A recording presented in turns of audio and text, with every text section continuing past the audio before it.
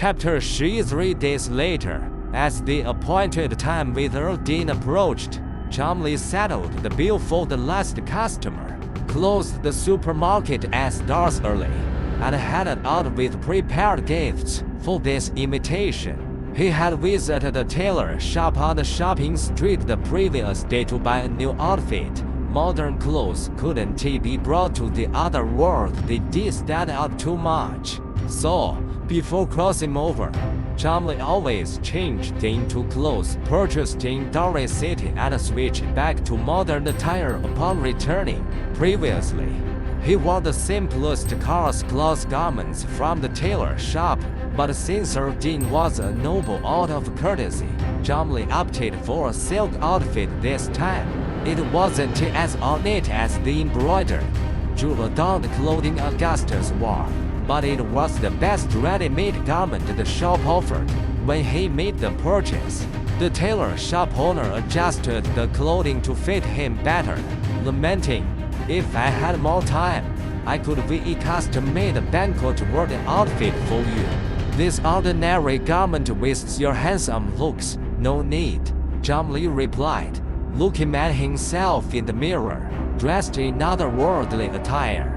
Compared to modern t-shirts and pants or the usual coarse hemp, the soft silk and intricate cut already felt novel. "This is fine, if you leave your measurements. Next time I could." Chumley paid and left the tailor as regrets behind. Silk clothing was expensive, but Chumley, no minor tycoon in the other world thanks to his instant foods, had no trouble affording it. As for custom-made lavish garments, it wasn't that he couldn't buy them, he just didn't see the point. Dory City as Earl Dean was the most prominent noble he'd encounter, and such ornate clothing wasn't practical for daily wear. No matter how comfortable, it couldn't compare to the cotton t-shirts he secretly wore underneath. As a humble supermarket owner, Chumley didn't care much about appearances, unless, one day, his supermarket started selling clothing that he might reconsider. However, as he walked down the shopping street in his new outfit, shopkeepers on both sides cast glances his way. Through daily business, Chumley had grown familiar with these neighbors. "Mr. John?" had him up. "Mr. John, you redressed so handsomely today. Got a date? Which young lady could it be?" "Oh, maybe that half-elf who visited the supermarket last time." Whether on Earth or in the other world, neighbors love to gossip. Chumley couldn't help but clarify. "I am just visiting Augustus at his invitation." The shopkeepers nodded in understanding. "I see. No wonder you redressed up visiting Earl Dean." Dory City as residents adored their lord. Hearing Chumley was meeting the Earl, a jeweler even offered dazzling gems to adorn his plain silk outfit. The sparkling jewels made Chumley as eyelids twitch. He hurriedly declined their kindness and quickened his pace. At the street corner, a familiar carriage awaited. The coachman, from the Dean household, had been sent by Augustus to fetch him to the lord's mansion. Chumley sighed in relief. "Thank you." Walking to the lord's mansion on foot was quite a trek. He'd even considered riding a bicycle, but Augustus had already thought of everything. The coachman helped load his gifts onto the carriage, cracked the whip, and the carriage rumbled toward the mansion. Morning in Dory City was bustling. Shops were busy with customers. Adventurers gathered at the guild's entrance for quests, and children ran past the central square as fountain, waving freshly bought popsicles. Industrious housewives hung freshly washed laundry, and sharp-eyed ones spotted Chumley, greeting him warmly. During his time running the supermarket, the young, handsome owner had become a popular figure, second only to the future lord. However, this charming shopkeeper rarely left his store.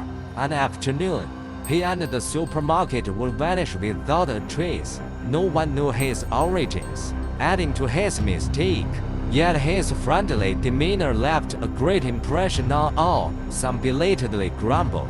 The supermarket closed early today.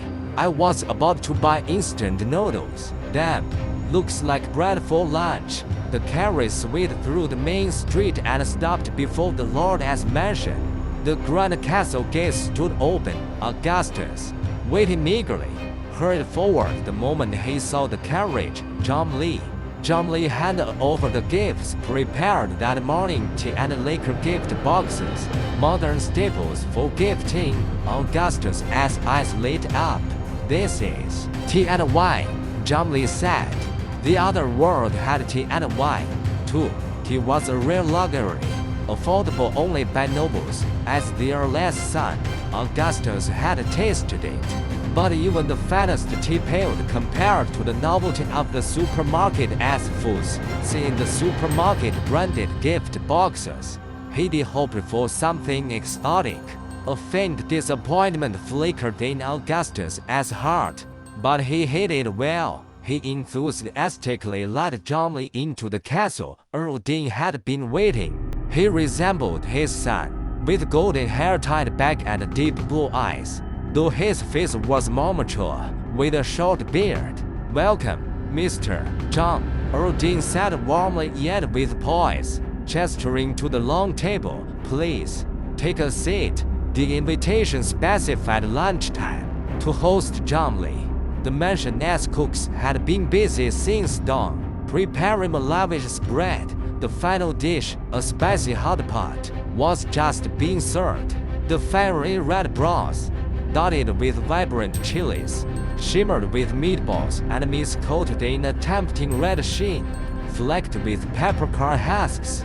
The spicy hot pot's aroma was so overpowering that it eclipsed all other dishes. The grand dining hall filled with the scent of chilies. As he sat, John Lee thought, judging by this, humans in this world handle spice pretty well. Could he start recommending spicy hot pot to other customers? Noticing his gaze on the hot pot, Augustus recalled something and said excitedly, "That day, you recommended this new hot pot flavor. At first, I didn't think it could surpass tomato hot pot in my heart, but the fiery, tingling spice had been unbearable at first, like a scorpion's sting, burning and aching even after gulping water. The other world had spicy seasonings, but none matched the dry chilies in this hot pot. Yet, unlike other spices, the chili's heat left a lingering, indescribable aroma. The ingredients' flavors were amplified to their peak, becoming richer. After a tentative taste, the chili's allure was addictive. Curiosity, a gourmet's treat, drove Augustus to take a second bite, then a third. Listening, John Lee stared at the steaming spicy hot pot, thinking, "This is more like spicy noodle soup, right?" Smelling the spicy aroma and recalling clear broths and tomato hot pots, Augustus sighed. The god of cuisine must have blessed us with these three divine hot pots. Each of the three had its own charm, impossible to choose between. John Lee added, "There's more than just these three, Augustus." "What?" Even Earl Dean straightened, looking at him, recalling the hot pots he'd eaten in the modern world. John Lee listed, "There's also three delicacy pot: mushroom broth, sour soup, pork belly chicken, fishmaw chicken, coconut chicken, lamb spine, tom yum, army hot pot, curry, porridge based. Oh, and a snail noodle hot pot." "Augustus, what are these?" Each name was utterly foreign. He, the future lord of Dory City, son of an earl, who detested countless delicacies, had never heard of any. Just hot pot alone has over a dozen varieties, and each sounded so delicious. Earl Dean asked, "Are these in your supermarket?" John Lee thought for a moment. "Most of them are. Modern pre-packaged foods cover all meals, especially hot pot bases, a household staple." His convenience store naturally stocked them. He just hadn't thought to recommend these less common flavors, as customers picked their own goods, and the supermarket had too many products. Augustus clenched his fists, signaling the maids to serve the food. In his mind, he was already planning his meals for the next 10 days.